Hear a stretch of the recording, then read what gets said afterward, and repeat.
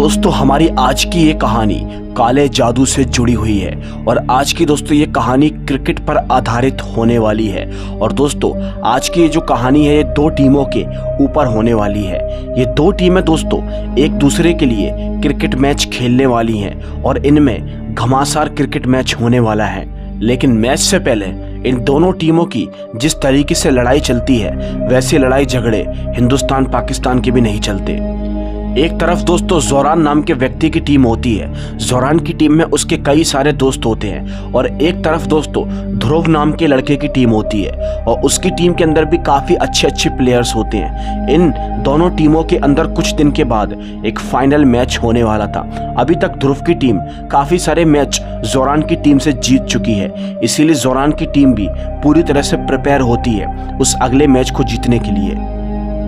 जब दोस्तों वहां पर जोरान की टीम क्रिकेट प्रैक्टिस कर रही थी तो वो काफ़ी अच्छा परफॉर्मेंस दे रही थी और ये बात ध्रुव को यहाँ पर बिल्कुल भी भाती नहीं है, क्योंकि दोस्तों ये टीम खेलने में सबसे ज़्यादा वीक होती है। तो फिर अचानक से ये टीम इतना अच्छा कैसे खेलने लगी, ये बात ध्रुव को बिल्कुल भी समझ में नहीं आ रही थी। एनीवेज गाइस, अब अगले ही सीन में हम देखते हैं जोरान और उसके कुछ साथी उसके साथ उसके कमरे के अंदर होते हैं। लेकिन दोस्तों उसके साथी बहुत ज़्यादा परेशान थे, क्योंकि वो यहाँ पर जोरान से बोलने की कोशिश करते हैं कि जब से हमारे साथ वो घटना हुई है हमारे साथ कुछ अजीब हो रहा है, हम इंसानों की तरह बिहेवियर नहीं कर पा रहे।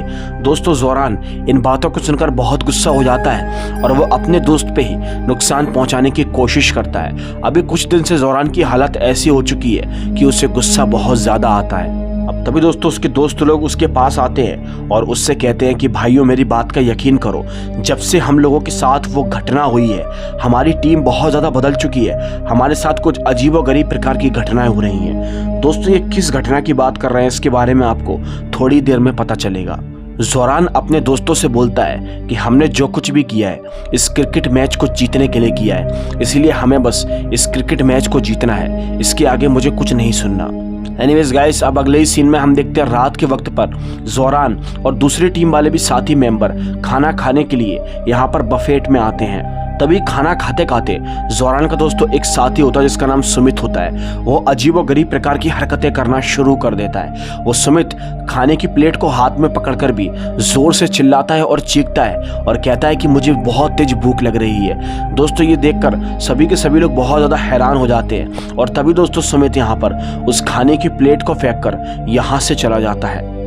अब यहाँ पर ध्रुव की टीम को उन पर शक होना शुरू हो जाता है कि आखिर इनका ये साथी ऐसी हरकतें क्यों कर रहा है। सुमित जब बिल्डिंग के अंदर जाता है तो दोस्तों उसका होलिया एकदम से बदल जाता है, क्योंकि दोस्तों वह अपने सामने अपने खाने को देख लेता है। जी हाँ दोस्तों, हम दोस्तों देख पाते हैं कि शाइस्ता और ईशान नाम के दो कपल वहां पर खड़े होते हैं और यहाँ पर दोस्तों जो सुमित होता है उसका होलिया एक दानव के रूप में बदल जाता है। और तभी दोस्तों हम देखते हैं ईशान अपनी गर्लफ्रेंड को लिफ्ट के अंदर छोड़कर वहां से निकल जाता है और दोस्तों जो सुमित नाम का व्यक्ति होता है वो यहाँ पर उसका पीछा करना शुरू कर देता है उसकी लिफ्ट के अंदर ही। और जब दोस्तों वो नीचे की ओर को उतरती है तो सुमित यहाँ पर दानव बनकर उसका पीछा करने की कोशिश करता है। शाइस्ता को लगता है कि शायद उसके पीछे कोई है और जब वो पीछे मुड़कर देखती है तो बहुत तेज चिल्लाती है, क्योंकि दोस्तों वो दानव के रूप में उसके पास में सुमित था। सुमित दोस्तों उसे जान से मारकर खत्म कर देता है और तभी दोस्तों यहाँ पर ईशान भी पहुंच जाता है। ईशान जैसे अपनी गर्लफ्रेंड के पास जाना चाहता है तो वो ये देखकर बहुत शौक हो जाता है, क्योंकि दोस्तों अब उसके पास में एक और खतरनाक सा दिखने वाला दानव आ जाता है और दानव दोस्तों ईशान को बड़ी बुरी तरह से मार डालता है। ये दूसरा वाला दानव कौन था दोस्तों, इसे जानकर लिटरली आप बहुत ज्यादा हैरान हो जाओगे।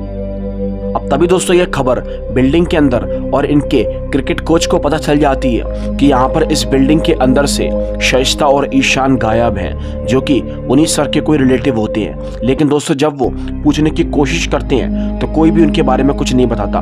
फिर तभी यहाँ पर ध्रुव आता है और बोलता है कि सर मुझे तो ऐसा लगता है जैसे कि जोरान और उनके साथियों ने ही शाइस्ता और ईशान को मार दिया है। और दोस्तों इसी बात के ऊपर दोनों के अंदर घमासान लड़ाई होना शुरू हो जाती है, जैसे कि दोनों अभी एक दूसरे को मार डालेंगे। लेकिन सर यहाँ पर गुस्सा करते हैं और दोनों को अपने अपने रूम में जाने के लिए बोलते हैं। ध्रुव दोस्तों जैसे अपने रूम में जाता है तो अपने साथी से बोलता है कि मुझे पूरा यकीन है जोरान की टीम अभी कुछ दिन से बहुत गलत बर्ताव कर रही है। मुझे तो लगता है कि इन्हीं लोगों ने शायद उन दोनों को मारा होगा, क्योंकि जोरान अभी बहुत ज़्यादा गुस्से में रहने लगा है। लेकिन दोस्तों उसका साथी उसे समझाता है कि तुम जैसा सोच रहे हो वैसा कुछ भी नहीं है। लेकिन दोस्तों यहाँ पर ध्रुव इस बात का पता लगाने की कोशिश करता है कि आखिर ये सब कुछ कैसे हुआ।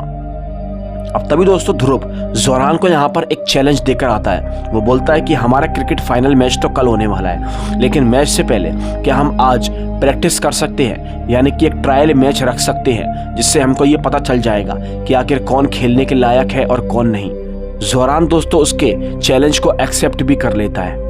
फिर तभी हम देखते हैं रात के वक्त पर ये लोग नेट के अंदर अपने एक ट्रायल मैच रखते हैं। जोरान सामने बैटिंग करने की कोशिश कर रहा था और ध्रुव का साथी बॉलिंग करता है, लेकिन जोरान ने इतना जोर से शॉट मारा था कि ध्रुव का साथी पूरी तरह से जख्मी हो जाता है। फिर तभी दोस्तों ध्रुव खुद बॉलिंग करने के लिए आता है और जब वो बॉलिंग करता है तो जोरान इतना लंबा हिट मारता है कि दोस्तों वो बॉल को ही खो देता है। ये देखकर ध्रुव बहुत ज्यादा शॉक हो जाता है कि जिस इंसान को बैट पकड़ना नहीं आता था वो इतना अच्छा कैसे खेल सकता है। अब दोस्तों छक्का मारने के बाद जोरान उसे चिढ़ाता है और फिर तभी इन दोनों के अंदर फिर से यहाँ पर लड़ाई होना शुरू हो जाती है। लेकिन किसी तरह टीम के साथी दोनों कैप्टन्स को रोकते हैं। जोरान के साथी उसको वहां से लेकर चले जाते हैं, लेकिन दोस्तों अभी भी जोरान का एक साथी यहाँ पर बचा हुआ था, जिस साथी का नाम दोस्तों अजय होता है। अजय को बहुत ज़्यादा तकलीफ होना शुरू हो जाती है। उसको दोस्तों अंदर ही अंदर कुछ प्रॉब्लम हो रही थी और ये चीज़ ध्रुव यहाँ पर नोटिस कर रहा था। अब दोस्तों अजय फौरन ही यहाँ से बिल्डिंग के अंदर चला जाता है और ध्रुव भी फैसला करता है कि वो उसका पीछा करेगा कि आखिर ये लोग क्या कुछ कर रहे हैं। अब तभी दोस्तों ध्रुव उसका पीछा करते करते एक कमरे के अंदर पहुंच जाता है और जब दोस्तों वो आसपास देखता है तो वो पाता है कि जो अजय नाम का व्यक्ति है वो भी यहाँ पर एक खतरनाक से दिखने वाला दानव बन चुका है। और तभी दोस्तों वो यहाँ पर ध्रुव का गला दबाकर उसको मारने की कोशिश करता है। लेकिन इससे पहले कि वो ध्रुव को मार पाता तभी दोस्तों यहाँ पर एक लड़की आती है और वो अपनी शक्तियों के जरिए ध्रुव को बचा लेती है और दोस्तों वो जो दानव बना हुआ था वो उसे वापस से अजय बना देती है। ये देखकर अजय बहुत डर जाता है और फौरन ही वहां से भाग जाता है। लेकिन दोस्तों ध्रुव ये सारी बातें समझ जाता है कि इन लोगों ने किसी काले जादू का सहारा लिया है इस मैच को जीतने के लिए। वो यहाँ पर उस लड़की से बात करता है और बोलता है कि ये सब कुछ क्या चल रहा है, इस बिल्डिंग के अंदर ये दानव कैसे बन जा रहे हैं। तो पहले तो वो लड़की बताने को तैयार नहीं होती, लेकिन दोस्तों ध्रुव उससे बार बार जिद करता है और तभी दोस्तों वो बताना चाहती है। वो बोलती है कि मैं जोरान की गर्लफ्रेंड हूँ। जोरान की टीम तुम्हारी टीम से कई बार मैचेस हार चुकी है, इसीलिए एक दिन जोरान मेरे पास आया था, मुझसे कहा था कि मुझे इस फाइनल वाले क्रिकेट मैच को किसी भी हालत में जीतना है। अब क्योंकि मैं एक जादूगर हूँ इसीलिए मैंने जोरान की मदद करने के लिए काले जादू का सहारा लिया और काले जादू की मदद से मैंने एक जिन्न से जोरान के लिए मदद मांगी थी, जिससे कि उनकी टीम के अंदर एक अलग सी चुस्ती और फुर्ती आ जाए। वो बताती है कि उस रात हम जोरान और उसके दो साथी हम लोग यहाँ पर बैठकर काले जादू की क्रिया से उस जिन्न को प्रकट करवाने की कोशिश कर रहे थे और वो जिन्न प्रकट भी हो गया था। उस जिन्न से हमने जो मांगना था वो तो हमने मांग लिया, लेकिन उस जिन्न की भी कुछ ख्वाहिश थी जिस ख्वाहिश को हमने पूरा करने से मना कर दिया। और दोस्तों वो ख्वाहिश थी कि वो जो जिन्न था वो इस लड़की रूहानी को पाना चाहता था, क्योंकि आपने कुछ एपिसोड्स में देखा होगा जिन्नात लोग हवस के बहुत ज्यादा भूखे होते हैं। रूहानी ने उसकी ख्वाहिश पूरी करने को मना कर दिया तो वो जिन्न बोलता है कि अब मैं तुम्हारे सारे साथियों को बर्बाद करके रख दूंगा। वो जिन्न दोस्तों धीरे धीरे करके जोरान से लेकर उसके सभी दोस्तों को पॉजेस कर लेता है और बस दोस्तों वो जिन्न बोलता है कि अब जो मैं चाहूंगा ये लोग वही करेंगे। इसीलिए दोस्तों जोरान और उसके साथी इस तरह का अजीबोगरीब प्रकार का बर्ताव कर रहे हैं और कभी भी कोई भी दानव बन जाता है। दरअसल दोस्तों वो कोई दानव नहीं बल्कि वो जिन्न ही होता है जो उनको पॉजेस करे हुए है। वो बोलती है कि मुझसे बहुत बड़ी गलती हो गई, अब मुझे कैसे भी करके इस गलती को सुधारना है। दोस्तों ध्रुव उससे बोलता है कि हमें उस जिन्न को रोकना होगा वरना वो जिन्न हम सबको मार डालेगा। वो बोलती है कि उस जिन्न को रोकने का केवल एक ही रास्ता है, वो हम मेरे गुरुजी जानते हैं, लेकिन मेरे गुरुजी मुझसे बहुत ज़्यादा नाराज़ है क्योंकि मैंने उनकी विद्या का बहुत गलत इस्तेमाल किया है। लेकिन वो बोलती है कि मेरे गुरुजी से तुम मदद मांग सकते हो, क्या पता वो तुम्हारी बात को मान जाए। अब ध्रुव दोस्तों उसकी बात को मानने को तैयार हो जाता है। फिर तभी एनीवेज गाइस अगली सुबह अगले दिन हम देखते हैं यहाँ पर वो जो रूहानी नाम की लड़की होती है वो ध्रुव को अपने साथ लेकर गुरुजी के पास चली जाती है। वो गुरुजी से मदद मांगने की कोशिश करता है। पहले तो गुरुजी मना कर देते हैं, लेकिन वो बोलता है कि ये सब इंसानियत का सवाल है, प्लीज हमारी मदद करो, वो जिन्न बहुत खतरनाक है। गुरुजी बोलते हैं कि मैं तुम्हारी मदद जरूर करूंगा, लेकिन उसके लिए तुम्हें उन तीनों को साथ में लाना होगा। जब जोरान, अजय और सुमित ये तीनों के तीनों पास पास आ जाए तो रूहानी तुम उस जिन से बोलना कि मैं तुम्हारी ख्वाहिश पूरी करने को तैयार हूँ। इससे वो जिन काफी प्रसन्न होगा और वो उसकी जो आत्मा है वो तीनों में से किसी एक के शरीर के अंदर प्रवेश कर जाएगी, वो दो को छोड़ देगी। बस जैसे ही तुम उसकी ख्वाहिश पूरी करोगी तो वो जिन की आत्मा तीनों को छोड़ देगी और फिर तभी मैं आकर उस जिन को पूरी तरह से खत्म कर दूंगा। दोस्तों ये लोग गुरुजी की बात को अच्छे तरीके से समझ जाते हैं। फिर तभी अगले ही सीन में हम देखते हैं दोस्तों, हमको दिखाया जाता है कि यहाँ पर क्रिकेट मैच का मुकाबला पूरी तरीके से शुरू होने वाला होता है और दोनों ही टीम खेलने के लिए आ जाती है। अब हम देखते हैं दोस्तों, यहाँ पर जोरान बॉलिंग करने की कोशिश करता है और जो ध्रुव नाम का लड़का है वो यहाँ पर बैटिंग करना चाहता है। यहाँ पर जोरान जब बॉल को फेंकता है तो दोस्तों ध्रुव यहाँ पर बहुत लंबा शॉट मारता है, जिसके मारे वो तीनों के तीनों ध्रुव के ऊपर बहुत ज़्यादा गुस्सा करते हैं और तभी वो ध्रुव के करीब बढ़ना शुरू कर देते हैं और बस ध्रुव यही तो चाहता था। फिर तभी हम देखते हैं, इससे पहले कि वो लोग वहाँ पर आतंक मचा पाते तभी रूहानी वहाँ पर आ जाती है और उस जिन से बोलती है कि मैं तुम्हारी ख्वाहिश पूरी करने को तैयार हूँ, प्लीज़ इन सबको छोड़ दो। वो जिन दोस्तों कुछ ऐसा ही करता है, वो दो लोगों को छोड़कर उसकी आत्मा जोरान के शरीर के अंदर प्रवेश कर जाती है। अब रूहानी उससे पूछती है कि तुम्हारी ख्वाहिश क्या है, तो दोस्तों वो जिन उससे बोलता है कि मेरी ख्वाहिश केवल तुम्हारी बलि है, क्योंकि तुमने मुझे धोखा देकर बहुत बड़ी गलती कर दी।